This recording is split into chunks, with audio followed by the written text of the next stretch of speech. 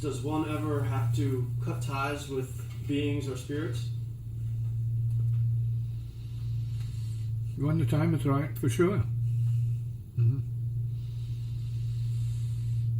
There are times or phases of life where you feel being around certain people is your uplift. And you feel the rising. You feel inspired. You feel the progression. And then, on the other hand, there are those times and spaces and beings who are there to test you, and challenge you with temptation to be in the negative or the destructive or the darker side. Slow down.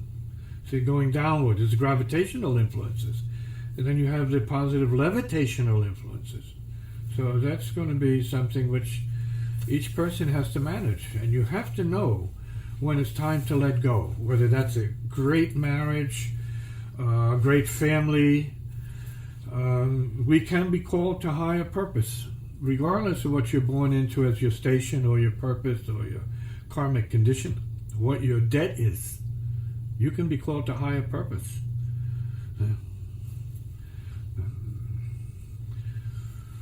Spirits can bring you to a higher purpose. Depends on how open you are to whether or not you're ready for a higher purpose. And sometimes you may not be ready for a higher purpose until something happens, and then all of a sudden you see you're serving a higher purpose. Ultimately, we're here for the higher purpose. We're not here to be controlled by gravity and be depressed and unhappy. Although there are those who are happy in unhappiness. They feel inspired by the darkness.